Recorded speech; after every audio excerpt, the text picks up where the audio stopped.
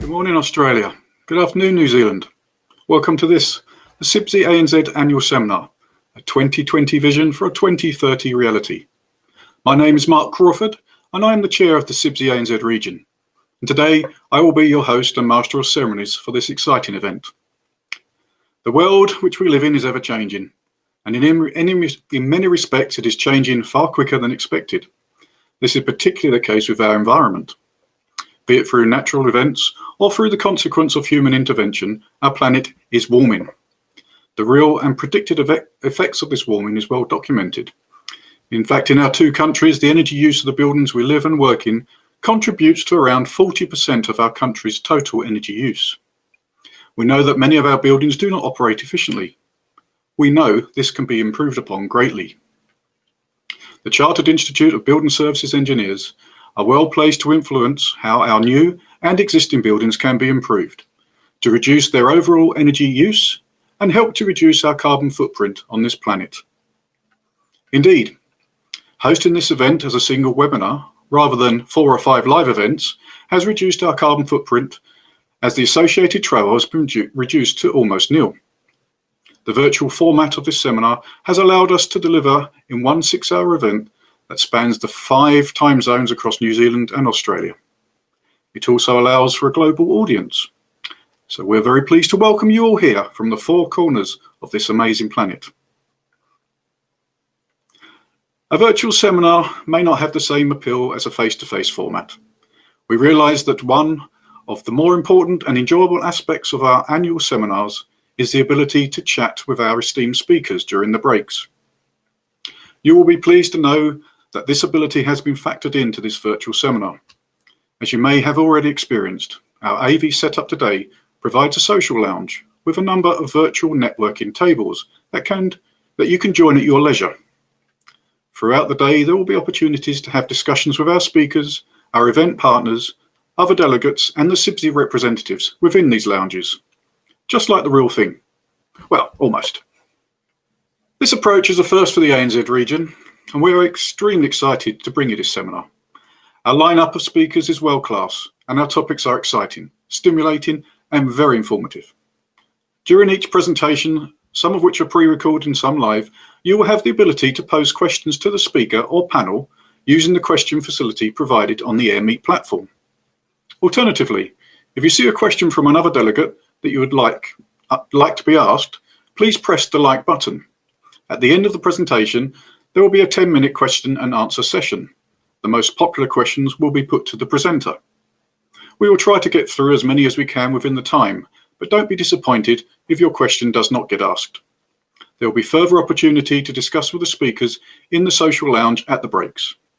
And any question that do not get asked in the Q&A sessions or in the social lounge can be emailed direct to the speakers after the event.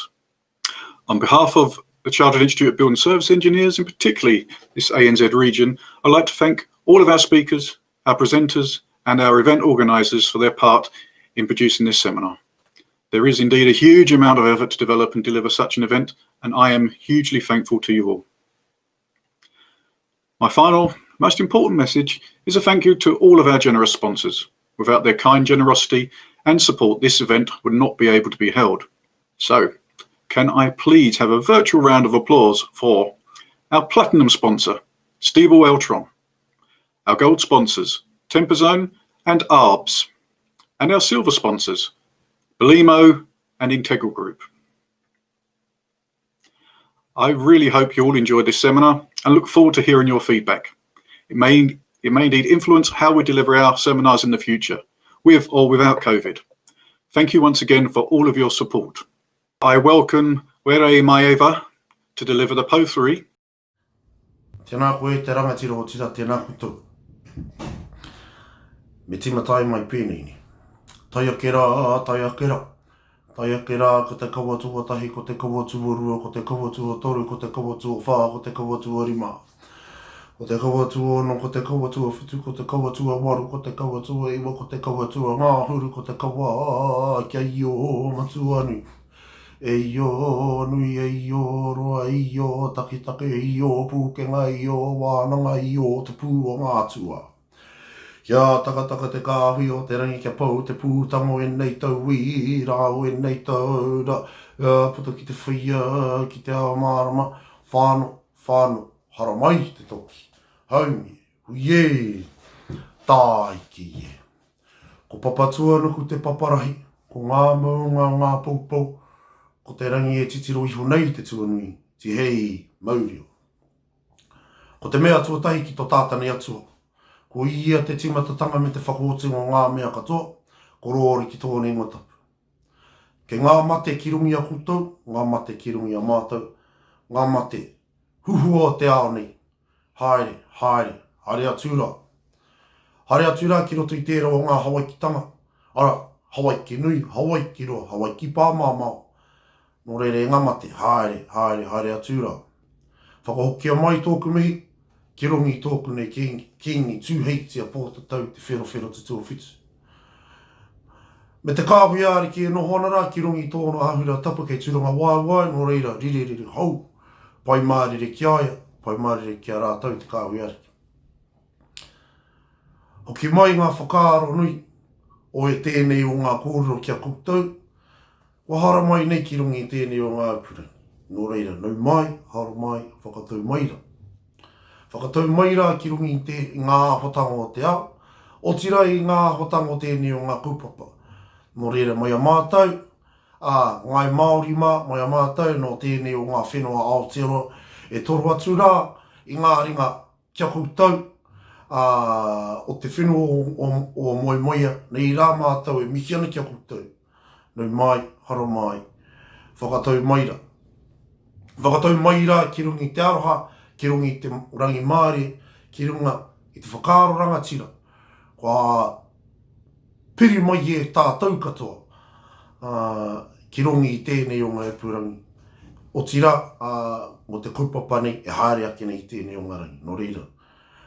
Tēnei te mihi atu ki ngā rangatira, kia koutou, kua whakarite, tēnei o ngā kaupapa, ki rungi tēnei o ngā epurangi, no reira, tēnei mātou misi ana kia koutou, mō koutou whakaaro rangatira. No reira, ke aku ruruhi, ke aku koroheke, me whakamutu ai tēnei o ngā mihi whakatau, ki rungi tētahi whakatau tauki. No reira, me pēnei ana, te kōrero. Ko te manu e kai ana i te miro, no nā te ngāhere, ko te manu e kai ana i te mātauranga, no nā te ha, no reira. Kei aku ruruhi, ke aku koroheke, ke aku rangatira, ke aku manu, e hihi ana i te kainga te mātauranga, na roto i tēnei o ngā wānanga. Tēnā koutou, tēnā koutou, tēnā koutou katoa. Mā waira e tauri mā te marai wā, honei i mā te tika, mā te pono o me te aro hae. No reira, apiti hono tātai hono rātou ki rātou ko haere, apiti hono tātai hono tātou ki a tātou. Tēnā koutou, e aku rangatira. Tēnā koutou katoa. Kia ora everybody, good morning, morena. What I want to do now is take a little bit of time to translate what I just finished saying in my mihi whakatau, or my welcoming speech. I started off with acknowledging the various elements, the various energies, the various life forces, and asking them to be with us here today. I went on to acknowledge our Creator, for all the things that our Creator does. Following that, I moved on to acknowledge all our loved ones who have passed on. Our loved ones who will be sitting with our Creator at this moment in time, and acknowledge them and remember them. I went on to acknowledge our Māori King, King tu hei te pōtatau te whera te tuawhitu. And then following that, I turned my speech to you, our distinguished guests, our speakers, and the kaupapa or the webinar that we are participating in today, the wānanga that we're participating today, and acknowledge the time, that precious time that you have taken out of your busy lives to be here with us today on this webinar. I went on to acknowledge the people behind the scenes, people who have taken their precious time to prepare everything that's going to be taken into account today, to prepare everything for us today. Nō reira. Yes.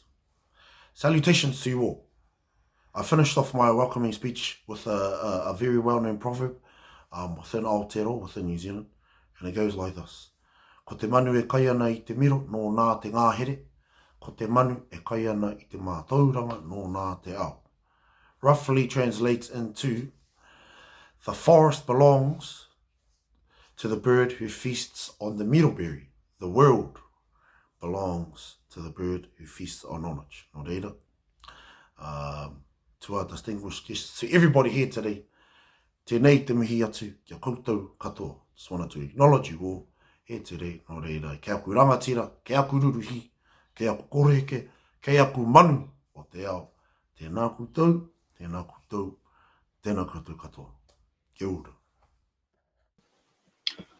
Well, thank you, Were. That was a very powerful message with some wonderful, kind words.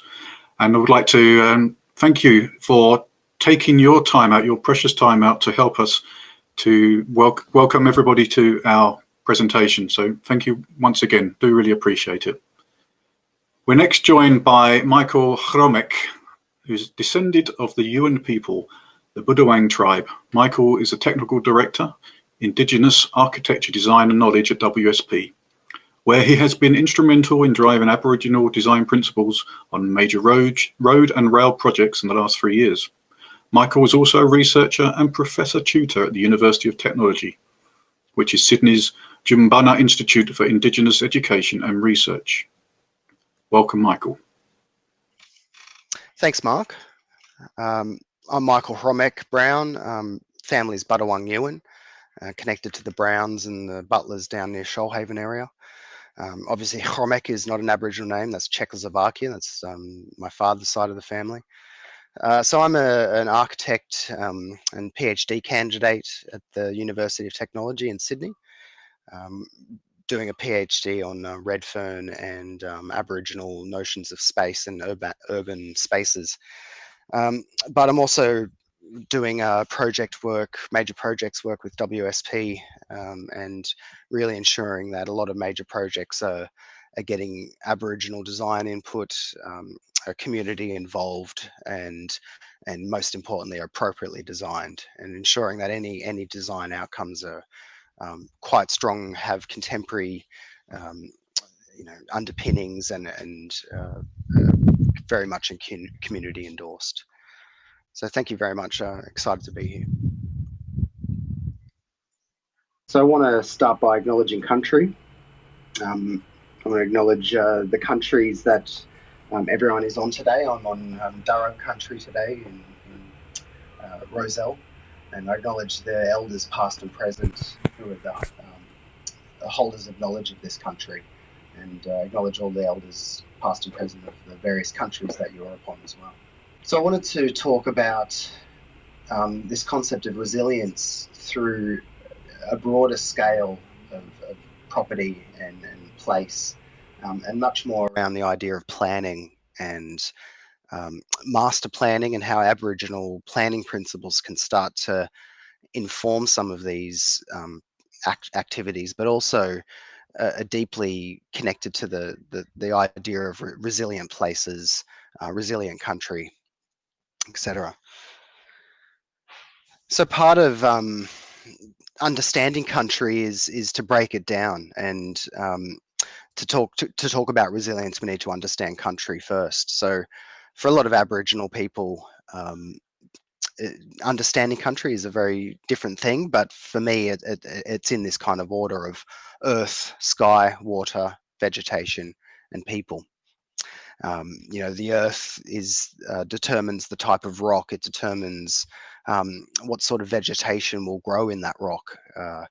So it often starts with rock and earth. The sky's connection to it, the amount of water that comes down, and then water itself determines how we walk around country. I can't just run straight into the CBD because the Sydney Harbour's right there. So it really determines rhythms and how we move across country. Vegetation is completely connected to the above. The amount of water, the type of vegetation the type of rock will determine what sort of vegetation. And then people, we really sit on top of all of those things. And so that's a very quick understanding to maybe what might be a mystifying term of country. You hear it a lot. What actually is it? It's a very clear thing here, but then it gets much deeper and much more complicated. Like my uncle down in Newen country says, Aboriginal knowledge is a bit like a cappuccino. Often people only go into the top frothy stuff. They never understand the milky coffee goodness underneath, and that takes a journey and a bit of a quest to find it. So part of understanding country is typology or topography as well. So hills, forests, plains, wetlands, rivers. They're not the only ones, but just picking them out as some key things. And so part of resilience is ensuring that country is cared for. So ensuring that country has a set of principles that we're planning for. So these are some things that I'm doing and trying to implement in all of my work. So starting to the left, these processes need to be Aboriginal led. They need community involvement, and they need to be appropriately designed. So that's really the three core principles that I'm working towards with any sort of idea of acknowledging country and design. So the idea of country and a resilient country is that there is a hierarchy. So all bits of country are important, but rivers and mountains in particular are very key for Aboriginal connection to country. So, not building too close to the river lines, not building on top of the ridge lines, keeping those two spaces open and equitable for everyone is quite important. And so that's really around sharing country. So, you might be thinking in your head a few examples where someone built right on top of the hill, and you look at that house, you're like, did you really have to build there? There is this idea of, or I'd like to think, country has a bit of an honor to it, or an integrity, and part of the idea of property and resilience is that we need to honor that integrity. And some of this, I think, can lean and inform heavily master planning and other planning activities. Orientation and high points are very key for a resilient Aboriginal country. So kind of picking up on what I just said around keeping these points clear, making sure that they're legible and tangible, keeping the country's integrity intact. Biodiversity is really important. So in the context of this document, I was looking at Kamilaroi country. So that's north of Wiradjuri, sort of west of Sydney. But this country has been decimated by livestock. So cattle, sheep, the hard hooves have decimated once a really alluvial and rich aerial soil that produced a whole bunch of amazing diversity in life. And so part of resilience in country is also the idea of that very simple but complex matter of how do we release the latent nutrients, the latent soil activities that we've kind of ruined in our approach to ensure that country is catering for livestock. But part of resilience is we need to ensure that it caters for us as well. So that's a program in itself. The last thing on this page about resilience, and probably my favourite thing, is let country be what it wants to be. I can think of so many examples. I was born up in Mullumbimby, Byron Bay. That country has a lot of towns that built way too close to rivers. You know, Moorlambar. The amount of engineering and money they've spent to try and stop that little town from flooding, and it still floods. You know, phenomenal. If there was an understanding of these places being resilient to these floodings, and they took on some elder advice quite early on, they might have said, no, go and build up there. That's you're going to have a lot less troubles if you do that. So those are just a few quick, broader concepts. And to flesh out some more, solar control, you know, solar equity is key for a resilient country. But also the idea of not having everything light, so dark places, light places. This is a great time to reference Bill Gamage's book and Bruce Pascoe's book, Dark Emu and the Greatest Estate on Earth, and how they really talk about the idea of a country being a designed thing through fire, through land management practices, and ensuring that there were dark areas for breeding of animals, for you know, a whole bunch of important things, but also very, very light areas and open areas. Promoting culture is really important in a resilient environment. So places to celebrate culture is extremely important for Aboriginal people. So how do we consider those in the building of our environment? Topographical features, ensuring that this, you know, we understand country, we're not just flattening it. I'm doing a bit of work in Noongar country in Perth, and you know, the topography is this beautiful ripple of sandhills. Some suburbs have demolished them, and you feel that. Some haven't. They've worked with the rhythm of country, and I think those are much more successful and resilient suburbs.